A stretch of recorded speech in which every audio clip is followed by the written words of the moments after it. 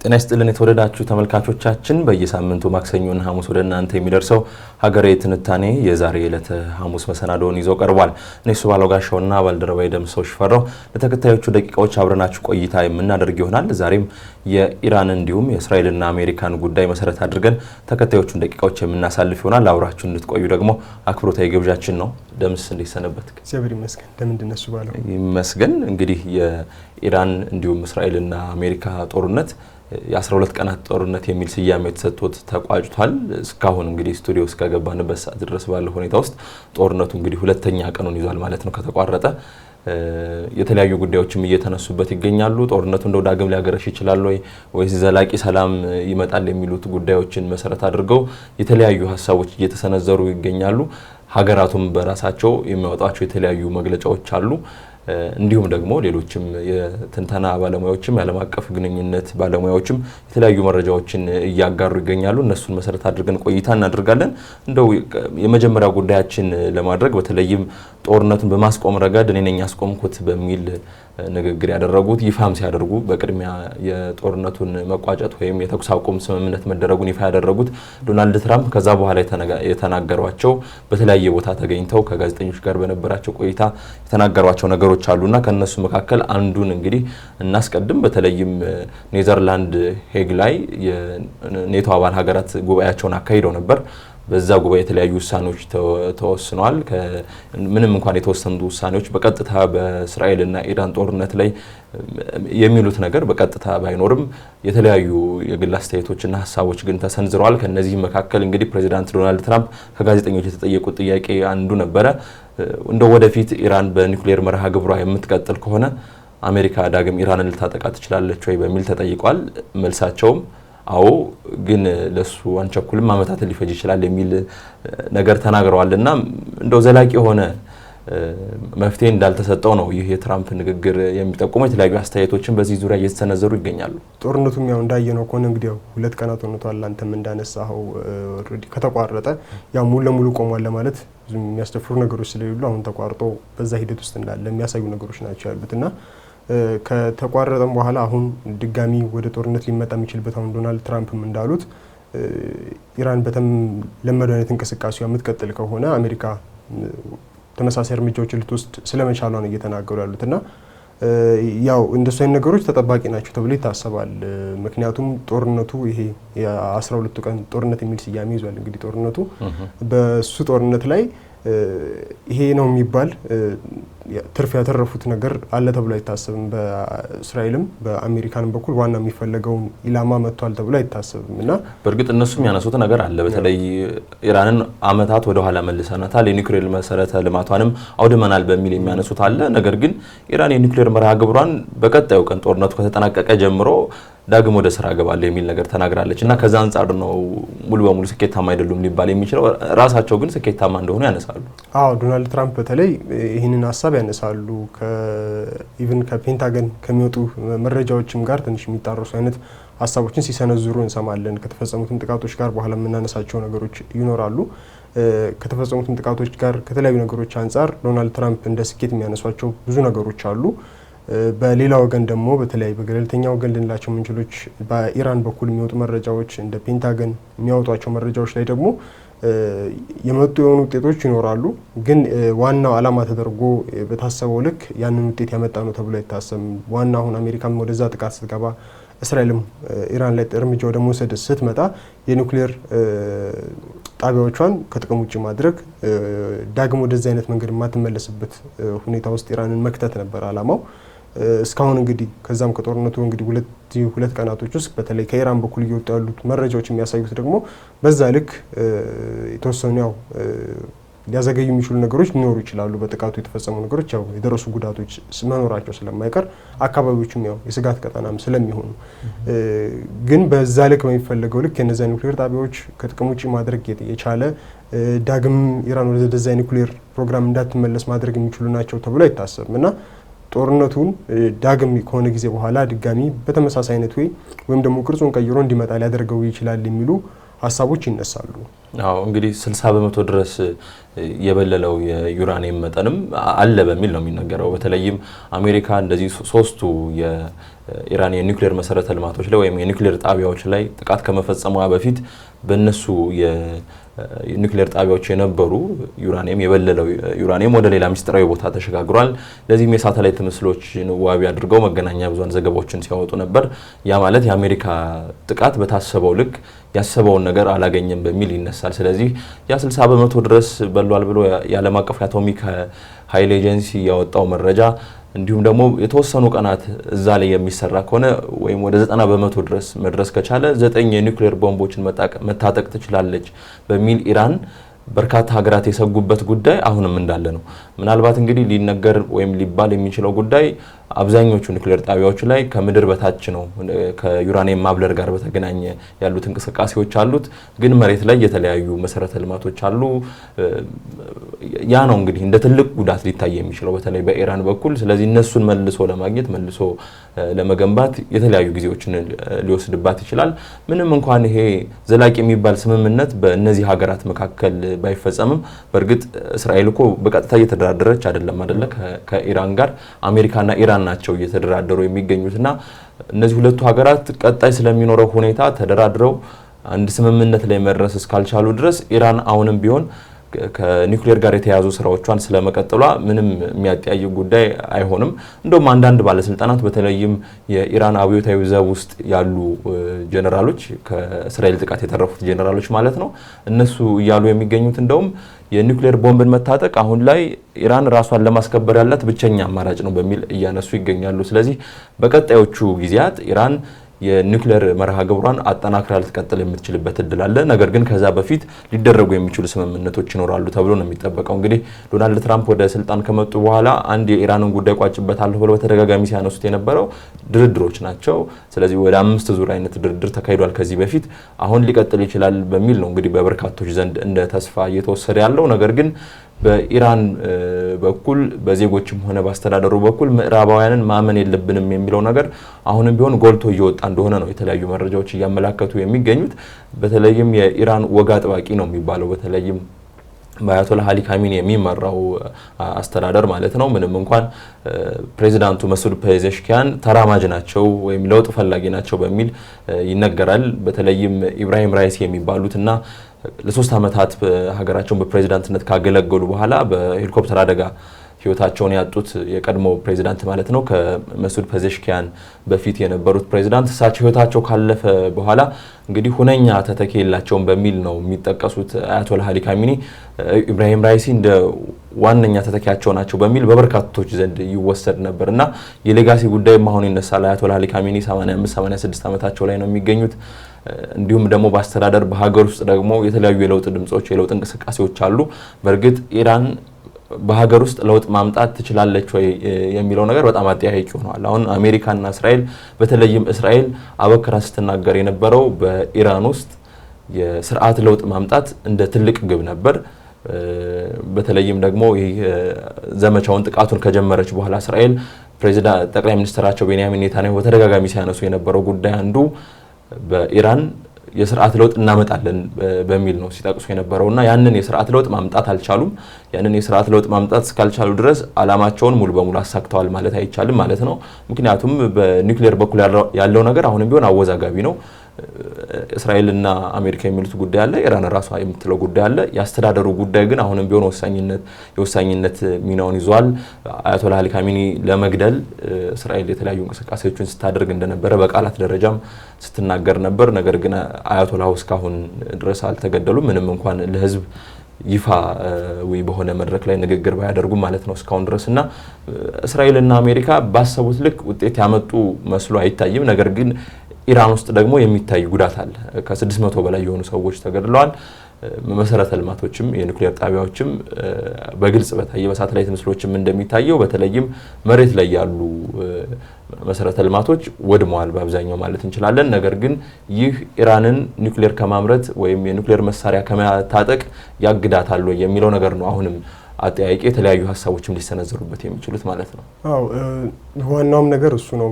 ምናልባት ከኢራን ላይ የደረሱት ጉዳቶች አንተ የሚያነሳቸው የሰው ህይወት፣ የተለያዩ መሰረተ ልማቶች ላይ የደረሰው ውድመት እንዳለ ሆኖ በእነዚህ በ12ቱ ቀናት ውስጥ በነበሩ ጦርነቶች ከእስራኤል ጋር በምታደርገው የሚሳኤል መታኮሶች በሚሊዮን ዶላር የሚቆጠር ሀብት ነው ፈሰስ ስታደርግ የነበረው።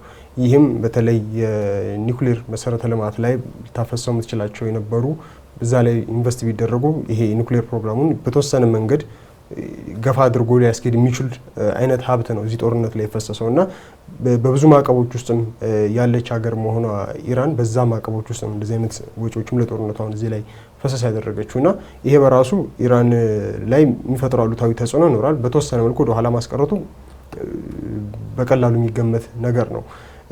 ግን በሌላኛው መልኩ ቅድም አንተ አነሳስተኸዋል። ለኢራን በተለይ ደግሞ ይሄ በአያቶላህ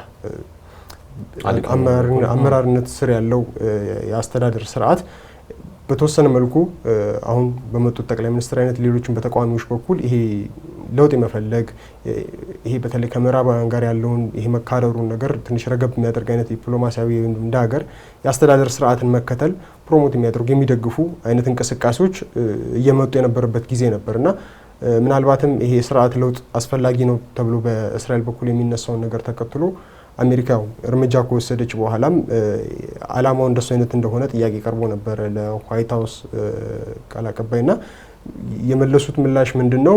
ይሄኛው የአሜሪካ ጥቃት አላማው በኢራን ውስጥ የስርዓት ለውጥ ማምጣት ሳይሆን ይሄ ኒውክሌር ጣቢያውን ማዳከም ወይም ደግሞ ተጽዕኖ መፍጠር እንዳይችል ማድረግ ብቻ ነው የሚል የማስተባበያም ሀሳቦች ሲነሱ ነበርና ይሄ ሀሳብ እንዲመጣ ያደረገው ቀድሞም ከእስራኤልም በኩል በአሜሪካን በኩል የሚደረጉ ጥረቶች ስለነበሩ ነው። በአያቶላ ካሚኒ የሚመራውን አስተዳደር የመቀየር የኢራንን የፖለቲካ ርዕዮተ ዓለም አመራር ስርዓቱንም የመለወጥ ፍላጎት ስላለ ምክንያቱም ይህን የኒውክሌር ድርድርም ጉዳይ ማለዘብ የሚችለው ሌላ ትንሽ ለዘብ ያለ በኒውክሌር ከምዕራባውያን ጋር በሚኖር ግንኙነት ላይ ለዘብ ያለ አመለካከት ያለው የአስተዳደር ስርዓት ቢኖር ነው የሚል እምነትም ስላለ በአማራጭ በኩል ሲኬድበት የነበረ ስላለ ነውና በዙ አይነት ጥረቶች ተደረገውበታል። ከውስጥም የነበሩ ፍላጎቶች ነበሩ። ቅድም እንዳልኩ ግን የዚህ የ12ቱ ቀናት ጦርነት የአሜሪካና የእስራኤል ጥቃት በኢራን ላይ ከመጣው በዚህ ልክ ይፈጥራል ተብሎ ከተፈጠረው ችግር ወይም ደግሞ ማዳከም ባለፈ በተቃራኒው ምናልባትም የአያቶላህ ካሚኒ አስተዳደር እየሄደበት ያለው መንገድ ትክክለኛ እንደሆነና የበለጠ ሊደገፍ እንደሚገባው አይነት አመለካከቶች በህዝቦቹም በዜጎቹም በኩል እንዲሁም ደግሞ ሌሎች ተቃውሞ አመለካከት በነበራቸው አካላት በኩል እንዲነሳ የማድረግ የተወሰነ እንቅስቃሴዎችን እንዲፈጠር ያደረገው ሆኗል። አሁን ዛሬም ትናንትም ጀምሮ ሲወጡ የምናያቸው ሪፖርቶች የሚያሳዩት እንደሱ አይነት ነገሮችን ነው። ምክንያቱም የአያቶላህ ካሚኒ አስተዳደር ከምዕራባውያን ጋር ይሄ ለዘብ ያለ ግንኙነት እንዲኖር አይፈልጉም። በኒውክሌር ፕሮግራሞቻቸውም ላይ በቃ መሰረታዊና ግዴታ ነው ለኢራን ሉዓላዊነትን ለማስከበር እንድትቀጥል የኒውክሌር ፕሮግራሙን ወይም የኒውክሌር መሳሪያ መታጠቅ የግድ አስፈላጊ እንደሆነ አስበው የሚንቀሳቀስ ቡድን ነው። በሌላኛው በኩል ደግሞ ይሄ ለዘብተኛ የሚባለው የተቃዋሚዎች ቡድን ደግሞ የምዕራባውያንን ሀሳቦች በመደገፍ ከነሱ ጋር ትንሽ ተቀራርቦ መስራት በዚህ ልክ የተካረረ ነገር ውስጥ አለመግባትን የሚደግፍ ነበር።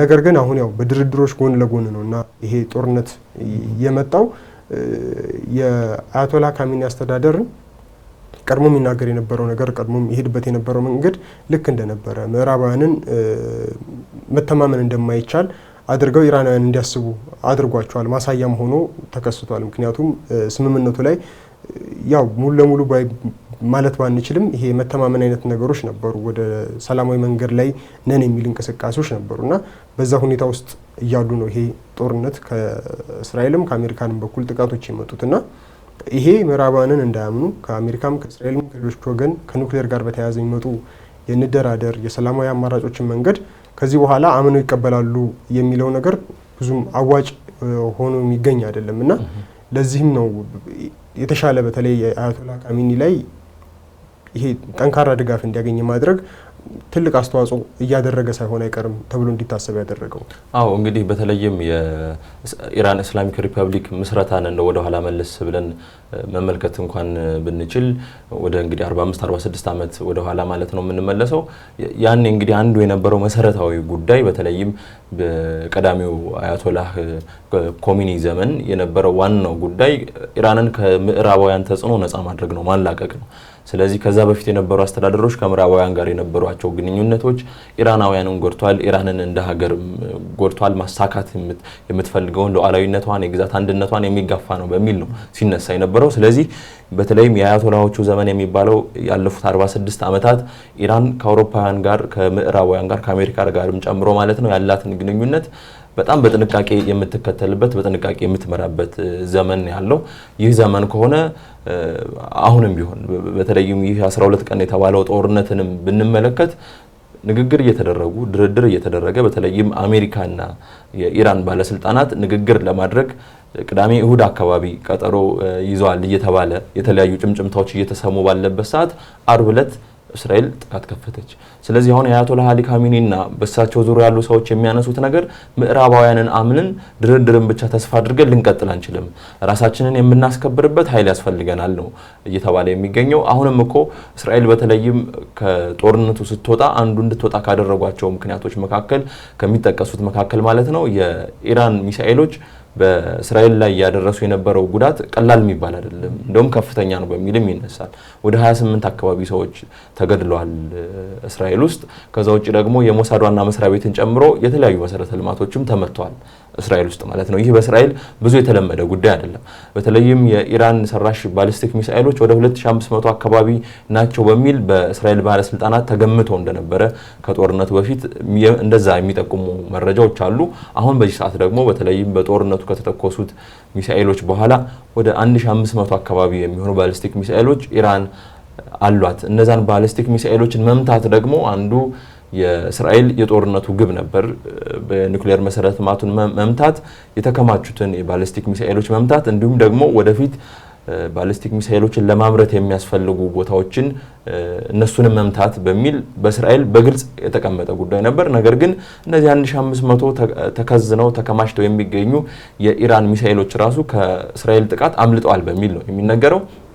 እንግዲህ እስራኤሉ ጠቅላይ ሚኒስትር ቤንያሚን ኔታንያሁ ቀደም ሲልም ሲናገሩ እንደነበረው እኛ እርምጃዎችን ባንወስድ ኢራን የኒውክሌር መሳሪያ ከመታጠቅ ባለፈ እስከ 20 ወይም 30 ሺህ ሊደርሱ የሚችሉ ባሊስቲክ ሚሳኤሎችን ልትታጠቅ ትችላለች። ያ ደግሞ ለኛ ብቻ ሳይሆን ለዓለምም ስጋት ነው። አሁን እኛን ሊያጠቁ ይችላሉ፣ ነገር ግን ትንሽ እድል ከሰጠናቸው አሜሪካ ድረስ ጥቃት ማድረስ የሚያስችል አቅም ይኖራቸዋል በሚል ነው ሲያነሱ የነበረው። ነገር ግን አሁንም ቢሆን ያንን መክታት የሚያስችል ብቁ የሆኑ እርምጃዎች ተወስዷል በሚል እየተነሳ አይደለም። በተለይም አሜሪካ አካባቢ ያሉ መገናኛ ብዙሃን እነ ሲኤንኤን ጨምሮ እነ ኒውዮርክ ታይምስ የሚያወጣቸው አንዳንድ መረጃዎች በአሜሪካ ባለስልጣናት ክፉኛ ሲወገዙ አስተውለናል። በተለይም የመከላከያ ሚኒስትሩ ፔት ሄግሴት በተደጋጋሚ የሚያነሱትም ጉዳይ ነበረ። ሚሽናችንን ወይም ተልእኳችንን አሳክተናል፣ ኢራን ላይ የነበረው ተልእኮ አሳክተናል በሚል ያነሳሉ። ነገር ግን እነ ሲኤንኤን የመሳሰሉ መገናኛ ብዙሃን እያወጡት ያለው መረጃ የሚጠቁመው ግን ኢራን ከአሜሪካ አይን ውጭ የሆነ ስውር የሆነ የኒውክሌር ማብላያ ጣቢያ ሁሉ አላት።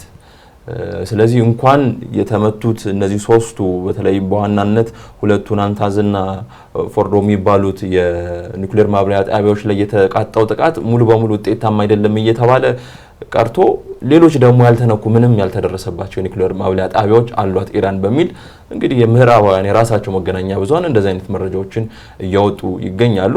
ኢራን ደግሞ አንድ እየሰራች ያለችው ስራ አለ። በተለይም በሀገር ውስጥ መረጃ ሾልከዋል ብላ የጠረጠረቻቸው ሰዎች ላይ ከፍተኛ የሆነ እርምጃ እየወሰደች ነው። ጦርነቱ ከተጀመረ በኋላ 6 ሰዎች እንግዲህ ከእስራኤል ጋር ግንኙነት አላቸው ወይም ለእስራኤል ሰልለዋል በሚል እንግዲህ የሞት ፍርድ ተወስኖባቸው እንደተገደሉ ተነግሯል። ወደ 700 የሚደርሱ ሰዎች ደግሞ እንዲታሰሩ ተደርጓል ማለት ነው። ስለዚህ ኢራን ሚስጥሯን ለማስጠበቅ የተለያዩ እርምጃዎችን እየወሰደች ነው። ጎን ለጎን እንደው የተለያዩ መረጃዎች ከራሳቸው ከባለስልጣናቱ የሚወጡ አሉ። በተለይ ሚስጥራዊ ሌሎች የኒውክሌር ጣቢያዎች አሉን በሚል የሚያነሱት ነገር አለ። እነሱም ግን በገለልተኛ ወገኖች በመገናኛ ብዙሃንም የተረጋገጠ ጉዳይ ይመስላል። እነዚህ ካሉ ኢራን ከዚህ በኋላም ቢሆን አጠናክራ ልትቀጥል የምትችልበት እድል ሰፊ ስለመሆኑ ነው የሚጠቁመው። እንደው አያቶላ አሊ ካሚኒ ደግሞ መኖራቸው አለመገደላቸው በዚህ ጦርነት በራሱ የሚያመጣው አንድ ነገር ይኖራል። በተለይም ለእስራኤል ሞት ለእስራኤል በሚል መፈክራቸው ነው የሚታወቁት፣ ወይም የእስራኤልን መኖር ራሱ ይቃወማሉ። ስለዚህ ከዚህ በኋላ በሚኖራቸው እሳቸው በህይወት እስካሉ ድረስ አስተዳደራቸው ጊዜ እስካገኘ ድረስ ሊከተሏቸው የሚችሉ ነገሮች ከባድ ሊሆን እንደሚችል ወይም ደግሞ ራሳቸውን ለመጠበቅ የማይፈነቅሉት ድንጋይ እንደማይኖር የሚያመላክቱ የተለያዩ መረጃዎች አሉ። ኢራን በሀገር ውስጥ እየወሰደች ያለችው እርምጃ ግን አሁንም ቢሆን በኢራን ያለውን ከዲሞክራሲ ጋር የተገናኘ የፖለቲካ ምህዳሩን የሲቪክ ምህዳሩን ሊያቀጭጭ ይችላል፣ ወደ አምባገነናዊ መንግስትነትም የበለጠ ሊለወጥ ይችላል በሚል የተለያዩ አካላት ስጋታቸውን ከዚህ ጋር አያይዞም እያነሱ ይገኛሉ።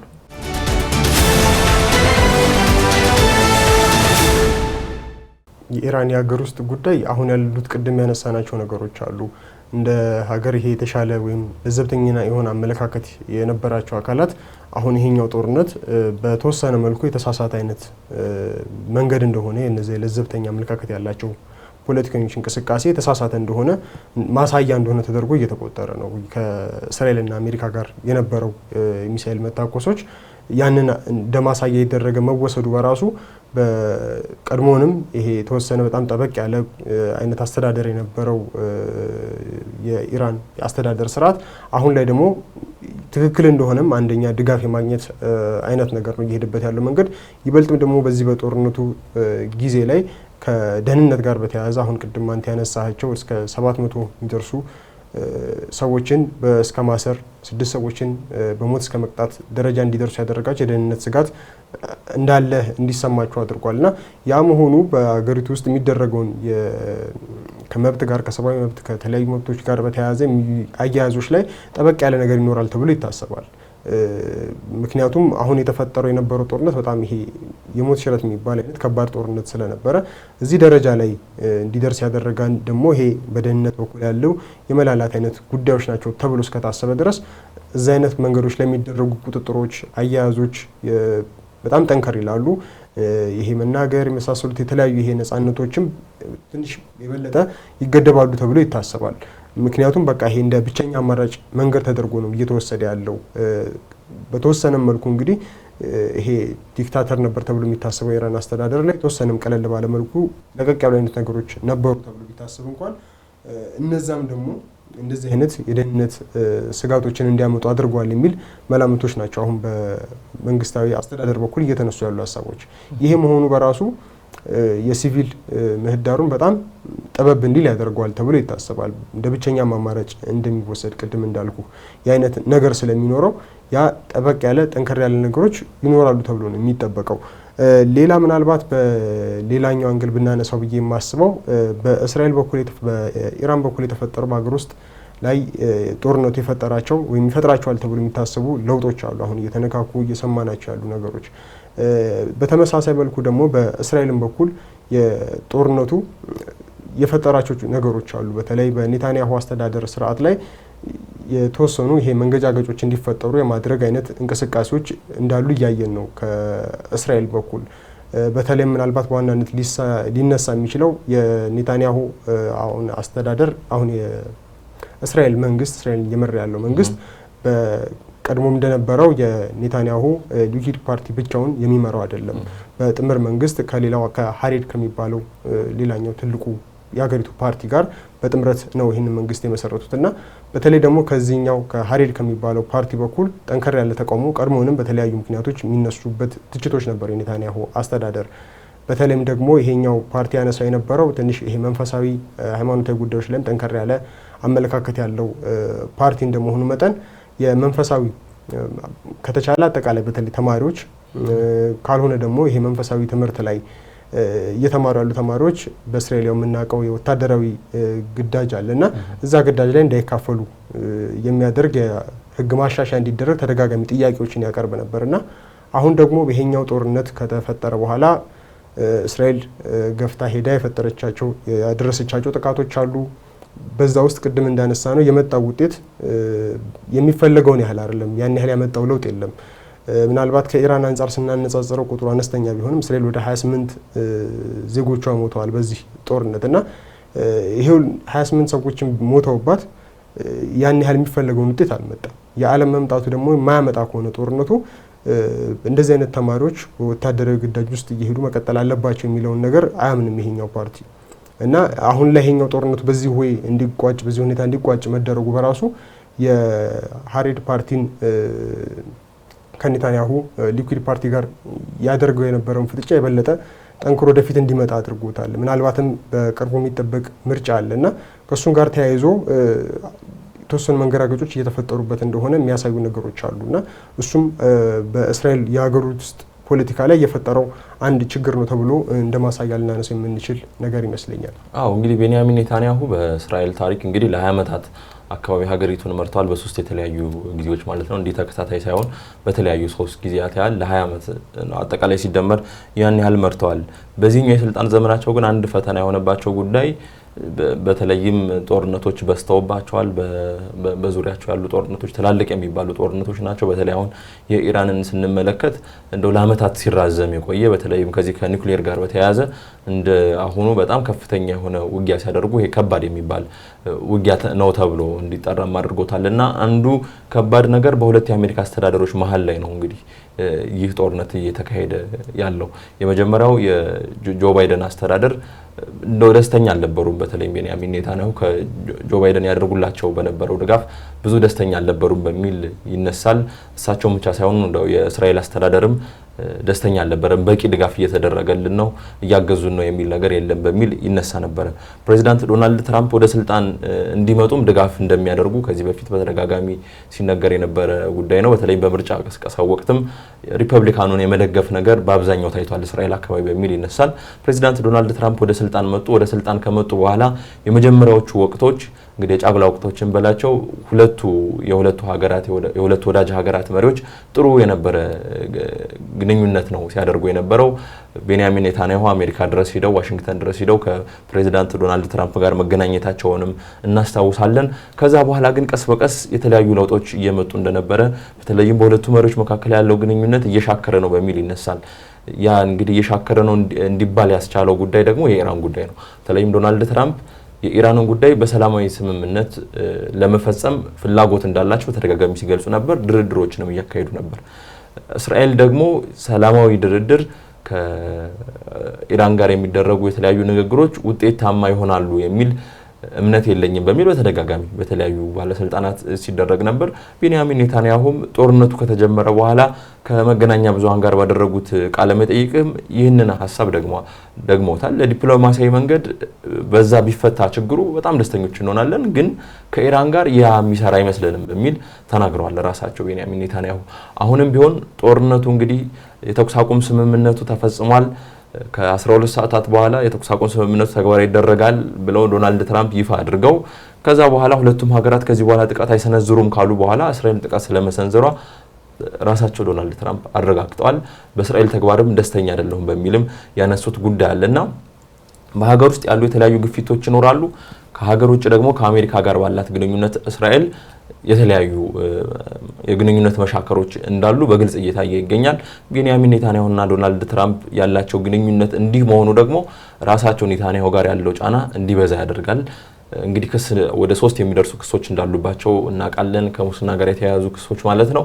በእስራኤል ፍርድ ቤቶች እንግዲህ መመላለስ ከጀመሩ ሰነባብተዋል። አሁን ሰኞ ዕለት ራሱ ያሳለፍነው ሰኞ ዕለት ፍርድ ቤት ቀጠሮ ነበራቸው ቤንያሚን ኔታንያሁ። ዶናልድ ትራምፕ አሁን አንድ መጫወቻ ካርድ የመዘዙም ይመስላሉ። እንግዲህ እስራኤልን ያዳንኳት እኔ ነኝ ያተረፍኳት እኔ ነኝ ብለዋል። አሁን ከኢራን ጋር በነበረው ጦርነት ማለት ነው። አሁን ደግሞ ቤንያሚን ኔታንያሁን እኔ ነኝ የማተርፈው በሚል ትንሽ ፈገግ ሊያሰኝ የሚችል ነገር ግን ውስጣዊ ኢራን የሚባለው ውስጡ ብዙ ጉዳዮችን የያዘ ንግግር አድርገዋል። በተለይም እስራኤል ለፕሬዚዳንት ለጠቅላይ ሚኒስትር ኔታንያሁ ምህረት ልታደርግ ይገባል። ከዛ በፊት ግን ከተቻለ ክሱ በሙሉ ውድቅ መሆን አለበት። ምክንያቱም በዚህ ከባድ በዚህ ፈታኝ በሆነ ጊዜ ውስጥ እስራኤልን እየመሩ የሚገኙት ቤንያሚን ኔታንያሁ ናቸው። በዛም የሚፈልጉትን ነገር እያሳኩ ነው፣ በዛ መንገድ ላይ ነው ያሉት በሚል ያነሳሉ። ዞሮ ግን ቤንያሚን ኔታንያሁ በሀገር ውስጥም በውጭ ባላቸው ግንኙነትም ጥያቄ ምልክት ውስጥ የገቡበት ጊዜ ነው ማለት እንችላለን። በእርግጥ ጦርነትን መምራት በራሱ የሚያመጣቸው በርካታ ፈተናዎች አሉ። ነገር ግን እስራኤል ውስጥ የሚቃወሟቸው ሰዎች የሚያነሱት ደግሞ ጦርነትን ራሱን እንደ እድሜ ማራዘሚያ እንደ ፖለቲካዊ ጨዋታ እየተጠቀሙበት ነው በሚል ዘለግ ያለ እንግዲህ የሐማሱ ጦርነት ከተጀመረ በኋላ ጋዛ ላይ እስራኤል ገብታ እንግዲህ ጦርነቱ ከተስፋፋ በኋላ ባሉት ጊዜያት በሚደረጉ ህዝባዊ ተቃውሞዎች የሚነሳ ጉዳይ ነው። ጠቅላይ ሚኒስትሩ ራሳቸውን ከክስ እንዲያመልጡ ለማድረግና በጠቅላይ ሚኒስትርነታቸው እንዲቀጥሉ ለማስቻል ነው ይህንን ጦርነት እንዲህ አራዝመው እያስሄዱ ያሉት በሚል የሚያነሱ አሉ። በእርግጥ በዛኛው ጎን በሳቸውን ደግፈው እስራኤል ሉዓላዊነቷን ለማስከበር የራሷን እንደ ሀገርነት የመቀጠል መብቷንም ለማስጠበቅ ነው እነዚህ ዘመቻዎችን የምታደርገው በሚል ድጋፍ የሚሰጧቸው ወገኖች እንዳሉ ግን በግልጽ ይነገራል። ወደ ኢራን ደግሞ መለስ ስንል ምናልባት አያቶላህ አሊ ካሚኒ ተገድለው ቢሆን ኖሮ ኢራን ውስጥ ምን ሊፈጠር ይችል ነበር በሚል የሚነሳ ጉዳይ አለ። አሁን ኢራን ጠንካራ ተቃዋሚ ፓርቲ ወይም ጠንካራ ተቃዋሚ ኃይሎች የሏቸውም።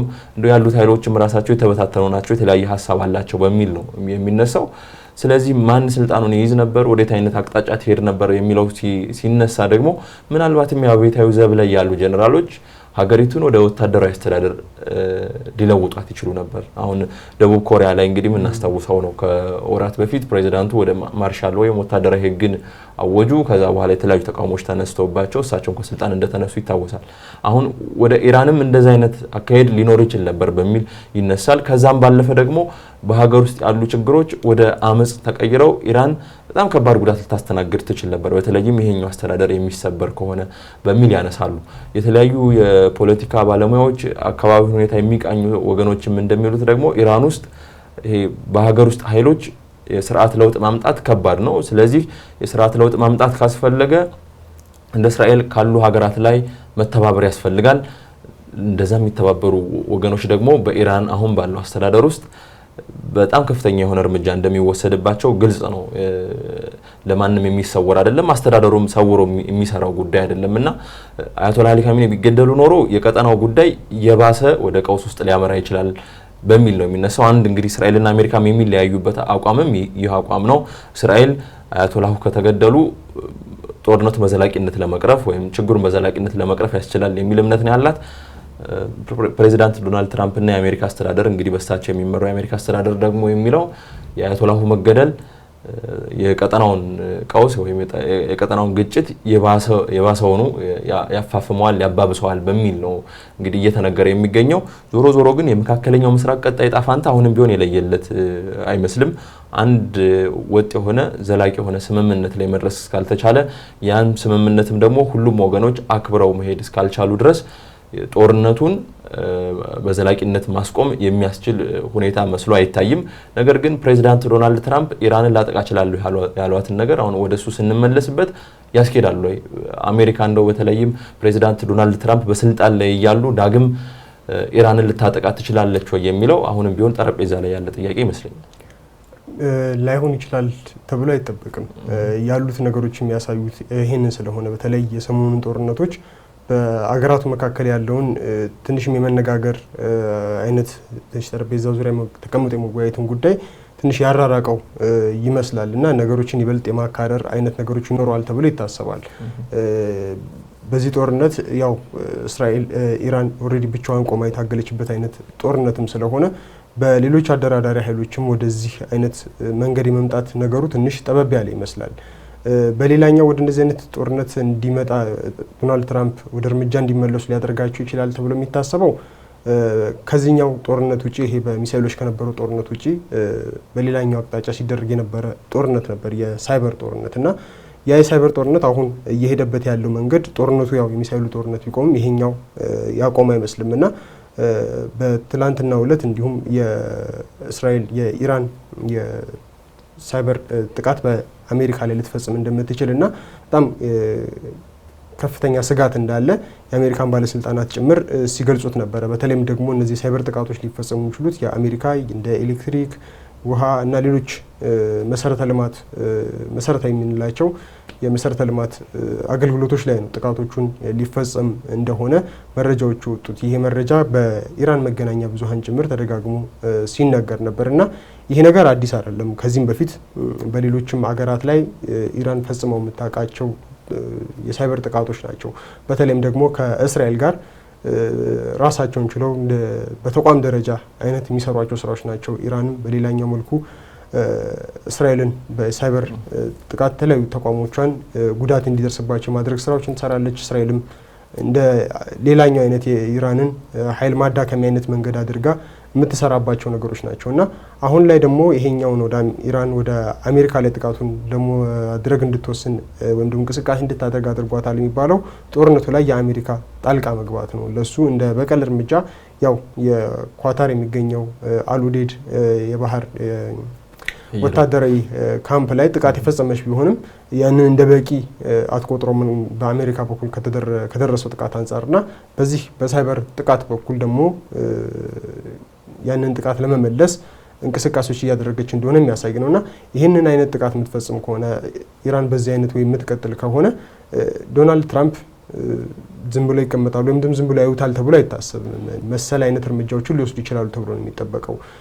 እስካሁን ደግሞ ካየነው በዶናልድ ትራምፕ አካሄድ እንደ ተመራጭ ሊደረግ የሚችሉት የኃይል አማራጮች ናቸው። ጠንከር ያሉ እርምጃዎችን ወስዶ ይሄ የማያዳግም አይነት እርምጃ መውሰድ ስለሆነ ወደዛ ሊመለሱ ያደርጋቸዋል ተብሎ ይታሰባል። ይሄኛው ጥቃት የሳይበሩ ጥቃት በተለይ እስራኤልና ኢራን ይሄ በተለይ ኢራን በዚህ ወይ እየተዘጋጀች እንድትሆን ያደረጋት ከቀደሙትም ዓመታት ጀምሮ በጣም በሰፊው ነው ስትሰራበት የነበረው የሳይበር ደህንነት ላይ በጣም እንደ ኒውክሌር ፕሮጀክቱ በማይተናነስ ደረጃ በሚባል ደረጃ በጣም በከፍተኛ ኢንቨስትመንት የሚሰራበት ፕሮጀክት ነው እና ወደዚህም እንድትመጣ ያደረጋት ተብሎ የሚታሰበው በ2002-2001 አካባቢ ይመስለኛል እንደ አውሮፓውያን አቆጣጠር ኢራንና አሜሪካ በጋራ በመሆን ኢራን የመሰረተ ልማት ተቋማት ላይ መሰል የሳይበር ጥቃቶችን ፈጽመውባት ነበር እና በጊዜው በጣም ከፍተኛ ጉዳት ነበር ያስተናገደው የኢራን የአገልግሎት ዘርፍ ላይ በጣም ከፍተኛ ጉዳት ደርሶ ነበርና ከዛ ጊዜ ጀምሮ ነው በሰፊው እንደ ኒውክሌር ፕሮጀክቱ ሁሉ በሰፊው እንዲሰራበት ተደርጎ የተሰራበት ያለው እና የምትፈጽማቸውም ጥቃቶች በጣም ከበድ ያሉ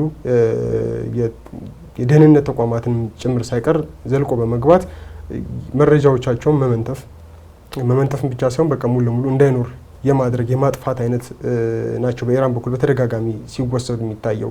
ምናልባት በእስራኤልም በኩል የተሞከሩ የሳይበር ጥቃቶች ነበሩ። በእነዚህ ቀናቶች ውስጥ የተወሰኑ በሚሊዮን ዶላር የሚገመቱ ሀብት ከእስራኤል የፋይናንስ ተቋማት ውስጥ መዘረፋቸውም እንዲሁ ሰሞኑን የሰማናቸው መረጃዎች ናቸውና ይሄኛው ምናልባት ሌላኛው ጦርነቱ ሊቀጥልበት ይችላል ተብሎ የሚታሰብ አንደኛው መንገድ ነው። ከወታደራዊ ባለፈ ያው አሁን እንደ ዘመኑ አመጣሽ አይነት ነገሮችን ስለሆነ ሊጠቀሙ ይችላል። በዘመኑ ደግሞ ያለው አሁን የሳይበር ደህንነት ደግሞ ሌላኛው ትልቅ አገራት ራሳቸው የሚጠብቁበት አይነት መንገድም ስለሆነ በዛ ወይ ሊቀጥል ይችላል ተብሎ ነው የሚታሰበው። አዎ እንደው በጦርነቱ ሂደት ውስጥ አሜሪካ ወደ ጦርነቱ ትገባለች ወይ የሚለው በጣም አነጋጋሪ ጉዳይ እንደነበረ እናስታውሳለን። ባለፉት ሳምንታት ስንነጋገርበት የነበረው ጉዳይም ነው። በተለይም እስራኤል ጥቃት ከሰነዘረች በኋላ በኢራን ላይ ማለት ነው አሜሪካ በቀጥታ ጦርነቱ ላይ ተሳታፊ አይደለም ግን እውቅናው ነበር መረጃው ነበር ይብላ አለች መጀመሪያ። ከዛ በኋላ ደግሞ የኢራንን ሚሳኤሎች በተወሰነ መንገድ በመከላከል እስራኤልን ስትደግፍ ታየች። ከዛ በኋላ በመጨረሻው ምዕራፍ ነው እንግዲህ ወደ ጦርነቱ በይፋ የገባችው። ግን እንደኔ እምነት እስራኤል ጦርነቱን እንድታቆም ካደረጓት ምክንያቶች መካከል አንዱ አሜሪካ ጥቃት መፈጸም መቻሏ ነው የሚል እምነት አለኝ በኢራን ላይ። ምክንያቱም ይሄ ባንከር ቡስተር ቦምብ የሚባለው በተለይም የኢራንን የኒውክሌር መሰረተ ልማት መምታት ይችላል ተብሎ ሲጠበቅ የነበረው ብቸኛው እንግዲህ መሳሪያ በተለይ ሁለቱ ሀገራት ካላቸው ግንኙነት አንፃር አሜሪካ ብቻ እንደመሆኗ የዚህ መሳሪያ ባለቤት የአሜሪካ ጥቃት መፈጸም የሚጠበቅ ጉዳይ ነበር በተለይም በእስራኤል በኩል ማለት ነው። ስለዚህ አሜሪካ ያንን ጥቃት መፈጸሟ እስራኤል እሺ ይበቃኛል ብላ ጦርነቱን እንድታቆም አስችሏታል የሚል እምነት አለኝ። አሁንም ከዚህ በኋላ ባለው ሂደት ውስጥም አሜሪካ ጦርነቱን የመቀጠል ቀዳሚ ፍላጎቷ ነው የሚል እምነት የለኝም እንደ ግለሰብ። ምክንያቱም ስለ ድርድር ስለ ንግግር ሲያወሩ ነበር ፕሬዚዳንት ዶናልድ ትራምፕ። ያ ዝም ብሎ የሚባልም ጉዳይ አይደለም። በእርግጥ ኢኮኖሚ ተጠቃሚነትንም ለአሜሪካ ይዞ የሚመጣ ጉዳይ ነው። ከዚህ በፊት እንዳነሳ ነው በተለይም ኢራን ከአሜሪካ ልትገዛቸው የምትችላቸው በርካታ ነገሮች አሉ። በተለይም ከቴክኖሎጂ ጋር የተያያዙ እስከ $180 ቢሊዮን በአመት የመግዛት አቅም አላት ከአሜሪካ በሚል ይነሳል። ይህንን ደግሞ ዶናልድ ትራምፕ ይፈልጉታል። ስለዚህ ከዚህ በኋላም ወደ ጦርነት የሚመጣ ከሆነ አንዱ ምክንያት ሊሆን ይችላል ብዬ የማስበው እስራኤል ቀድማ ጦርነት የመጀመር እድል ሊኖራት ይችላል። በተለይም የኒውክሌር መሰረተ ልማት ላይ ኢራን ላይ ማለት ነው የደረሰው ውድመት በቂ አይደለም። አሁንም ቢሆን የኒውክሌር መሳሪያ ልትታጠቅ ትችላለች ብላ የምትገምት ከሆነ እስራኤል ድጋሚ ወደ ማጥቃት የመመለሷ ጉዳይ አጠራጣሪ የሚሆን አይመስለኝም። ምክንያቱም በቀጥታ በዲፕሎማሲያዊ መንገድ ውይይት እያደረጉ ካለመሆናቸውም ጋር ተያይዞ ማለት ነው እስራኤልና ኢራን። ስለዚህ አሜሪካ ከዚህ በኋላ ወደ ጦርነቱ ልትመጣ የምትችለው ምናልባት ኢራን የኒውክሌር መርሃ ግብሯን አጠናክራ ያንን ለመመከት ደግሞ እስራኤል ጥቃት የምትሰነዝር ከሆነ አሜሪካ አሁንም ድጋሚ መምጣቷ ላይቀር ይችላል የሚል ግላዊ ምልከታ አለኝ። ዞሮ ዞሮ ግን ዓለም እየተነጋገረበት ያለው ጉዳይ ነው። ይህ ጉዳይ በተከታዮቹ ቀናት ሁለቱ ሀገራት በተለይም አሜሪካና ኢራን ወደ ስምምነት መጥተው አዲስ የሆነ ስምምነት ሊፈርሙ ይችላሉ ተብሎ ይጠበቃል። በርካቶች ይህንን እየጠበቁ ነው። ያ መፈጸም ይችላል ወይ? የሚፈጸመው ስምምነትስ በተለይም ኢራንን ሊያስማማ ይችላል ወይ የሚለው ጉዳይ አሁንም ቢሆን አጠያቂ ነው። ኢራን አሁንም ቢሆን ከኒውክሌር መርሃ ግብሯ ወደ ኋላ ማለት እንደማትፈልግ አሳይታለች። እንደውም ይህ ጦርነት መከሰቱ ኢራን የኒውክሌር መርሃ ግብሯን እንድታጠናክር ምክንያት ይሆናታል በሚል ነው በርካቶች ዘንድ እየተጠቀሰ የሚገኘውና የቀጠናው ጉዳይ አሁንም ቢሆን ዘላቂ መፍትሄ ያገኘ መስሎ አይሰማኝም። የመጨረሻ ማድረግ የምንችለው ሀሳብ ካለ እሱን እናካትና እናነሳቸው የምንችላቸው ነገሮች ቅድም እንዳልኩ ነው የጦርነቱ ቀጣይነት ነው።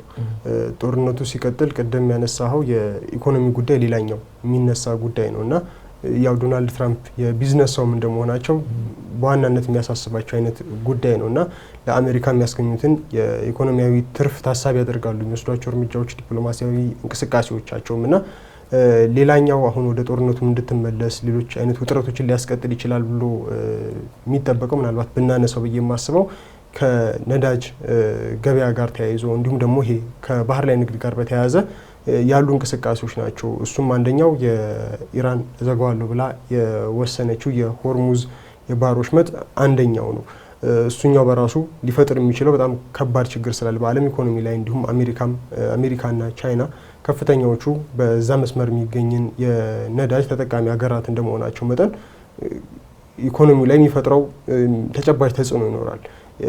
ይህንን ደግሞ ዶናልድ ትራምፕ ይፈልጉታል ተብሎ አይታሰብም እና ይሄ በራሱ ወደ ሌላ አይነት እንቅስቃሴ ሊያመጣ ይችላል ተብሎ የሚጠበቅ ነው። በሌላኛው በኩል ደግሞ ሆርሙዝም ኢራን በዚህ በኩል መዝጋቷ እርግጥ ከሆነ ነው ወደዛ አይነት እርምጃ የምትሄድ ከሆነ በሌላኛው አቅጣጫ ከሐማስ ፍልስጤሙ ጦርነት ጋር በተያያዘ እንዲሁ የሀውቲ ታጣቂዎች እርምጃ በመውሰድ የንግድ እንቅስቃሴዎችን ሲገዱበት የነበረው የቀይ ባህር መስመርም እንዲሁ ምናልባት ዋነኛዋ ደጋፊ ኢራን ነችም ተብሎ ስለሚታሰብ ሀውቲም በዛ አይነት እንቅስቃሴ መቀጠል እና በዛኛው በኩል መሰል የማስተጓጎል ስራዎች ሊኖሩ ይችላሉ ተብሎ ይጠበቃል እና እነዚህ በራሳቸው በዓለም ኢኮኖሚ ላይ የሚፈጥሩት ተጽዕኖ የጎላ ስለሚሆን ይሄ በራሱ ወደ ኃይል እርምጃ ተመልሶ እንዲመጣ የማድረግ የመግፋት እድሉ ሰፊ ነው ተብሎ ይታሰባል። እሱ የሳይበር ጥቃቱ ምናልባት አሁን በቀጥታ ፊት ለፊት በማናያቸው የመሳሪያ ጦርነቶችን ባይኖሩም በተለያየ አይነት ወይ ወደ ጦርነት የሚገፋፉ ምክንያቶች የሆኑ የተቀመጡ እንደ እርሾ ሆነው የተቀመጡ ነገሮች ናቸው ብዬ አስባለሁ በእኔ በኩል። መልካም እንግዲህ በተለይም ባለፈው ሳምንት ከሁለት ሳምንት በፊት አርብ ዕለት የተጀመረው የእስራኤልና የኢራን ጦርነት ለ12 ቀናት ቆይታ አድርጎ አሜሪካም ጥቃት ፈጽማ ከዛ በኋላ ኢራንም ደግሞ እንደገና ለአሜሪካ ምላሽ ሰጥታ ኳታር ውስጥ የሚገኘውን የአየር ምድብም እንግዲህ እሱ ላይ ጥቃት ሰንዝራ ከ3 ሰዓታት በኋላ ምንም አይነት ጉዳት አልደረሰብንም ብለው ፕሬዚዳንት ዶናልድ ትራምፕ ይፋ አድርገው እንደገና ከ2 ሰዓት በኋላ ተመልሰው ደግሞ የተኩስ አቁም ስምምነት ላይ ተደርሷል በሚል ተቋጭቷል። እስካሁን ድረስ ባለው ሁኔታ የተለያዩ መረጃዎች ቢነሱም ጦርነቱ ግን በግልጽም እስካሁን ድረስ ላለፉት 2 ቀናት ማለት ነው ጦርነቱ እየተካሄደ አይደለም። ከዚህ በኋላ ምን ሊጠበቅ ይችላል የሚለውን ቀጣይ ሳምንት በሚኖሩን የሀገር የትንታኔ መርሃ ግብሮች ዳግም የምንመለስበት ይሆናል። ተመልካቾቻችን አብራችሁን ስለቆያችሁ እጅግ እናመሰግናለን። ሳምንት በድጋሚ እንገናኛለን። እስከዛው ድረስ ግን ሰላም ሁሉ ከእናንተ ጋር ይሁን።